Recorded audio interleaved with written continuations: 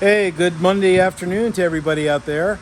Hope you're well. Hope you all had a great weekend. Whatever you did, wherever you were, whatever activities you engaged in. Hope it was great. Hope it was wonderful. I've got here behind me the 49 Chevrolet that I've had, admittedly, for too long. But some things that I've never done before, respective of the work that I'm doing on this, I want to share with you. Some of this work I've never done before, as I said, it just requires basic mechanical application of knowledge, skill sets, metalworking, thinking, engineering, planning, designing, things like that. Take into account the way things fit in,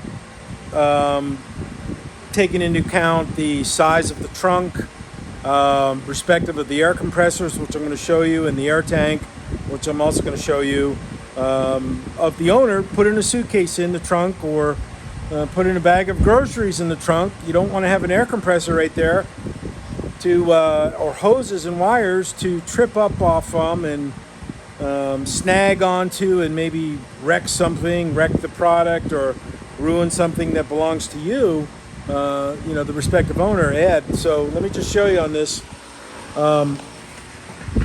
The air tank is sitting right there, and I believe in a previous video I've shared this with the viewing public, how it fits in there, and the shelf right there, that is the quote hat assembly sheet metal that I built over the frame where the airbags go. But I built it, and I wanted this air tank to fit underneath there where it used to be. The owner of this car, he had it down low before we did the modifications. So there it is. It fits in there. It's not bolted in right now because I just don't have, I've got the bolts and stuff, but I had to release it to undo the hoses and to work on the air compressors themselves. You can see here that it's in there, and it took a bit of work to design and manufacture brackets that are out of the way and that hold the air compressor properly, securely, and with deliberacy, so it's out of the way. You can see here the trunk will shut. You can put stuff in here and it won't be bothered. The air hose goes up here into the side of the tank, so there's plenty of room. And this took actually quite a bit of time to do, to rig up and engineer. And then this morning I just realized, let me take this bracket right out of the way, the support bracket. So I drilled out the spot welds, cut it, removed it to allow fitting of the air compressor unit in there. And then I was faced with, okay, what about vibrations? What about comfort of the passengers, and noise and vibrations and things like that. So I incorporated these little rubber bushings, little gaskets, on all four of these bolts. And I also used, let me show you the bolt I used, or the nut. I used a nut with a nylon insert that locks. I was going to use the lock washers, but that would have made it too high, and it probably could have vibrated loose because there's not a whole lot of room in here to put the wrenches and such. But you can put a 9/16 wrench underneath.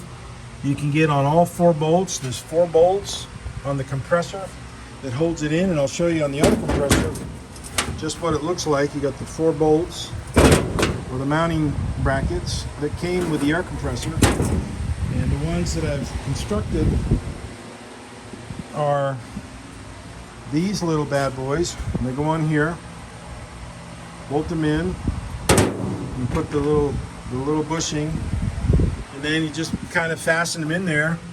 and you just tack weld them in. You know, weld them into the floor. All four are welded in there, and the let me get my stool, climb up here. The car is very high, so you can see in here I had to shave the corner of the aluminum frame down to allow that to clear.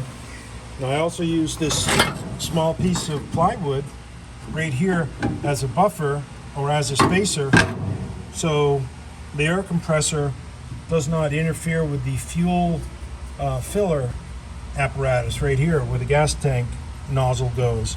And the hoses go up into here, they snake in there nicely.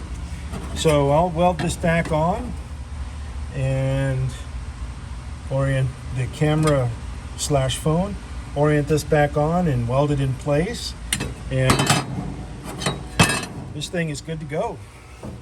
So this took a bit of time. I haven't worked on the car in a few weeks, but I started a few weeks ago doing this, and I tweaked it a little bit this morning and adjusted it, just put 100% of my time, effort, mind into this project to get it to this position, to this status.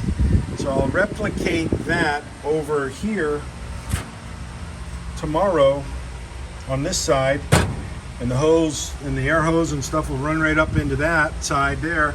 Then I'm going to fasten that down, and of course we'll get all new rubber or all new air hoses, wire this in when the time comes. But I don't know, there's it's fun work, but honestly I just have never done this before. But it's as I said at the beginning of the video, it's all just basic mechanical stuff, basic hand tools, you know, institutionalized knowledge of experience doing stuff like that, to put it out of the way, get it so it's not going to interfere, it's going to be non-invasive as possible to the occupants of the car. Vibration is minimized, and it's securely fastened, you know, so it's in a position where I would be happy with it as my own personal vehicle and my own personal work. So those are the standards I set for myself, and those are the objectives I try to hit, and I will hit. It has to be safe, it has to be efficient, and it has to look good, and it has to function. If it meets all those things, I go ahead and execute and make it happen, which I have done today, and I'm very pleased with it. I'm happy that I was able to get this to this point. So about ready to wrap this up for today, folks. So anyways, y'all have a great afternoon, great evening, and in a day or two I'll make another video and post it and talk about things that are going on. I'll just give you a brief thing right now. This is another Porsche intake manifold from Greg Brown, Precision Motorworks in Los Angeles, the premier Porsche 911 and 928 expert probably in the entire world. The guy is a genius. He's extremely intelligent, and he applies that knowledge to build you perfect motors. And you know, I'm so grateful that he and his son and his wife and his business has entrusted me to do that kind of work on those kind of products with no flaws, no cutting corners, and with a perfect outcome, a perfect finish, with his special powder coating color that I have here, which is the Greg Brown exclusive color. I love it. That's a fantastic color.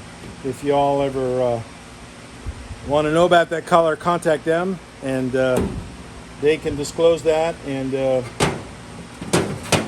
you can get it done possibly. So anyways, folks, I'm going to go. Have a good evening. Bye-bye. Thank you.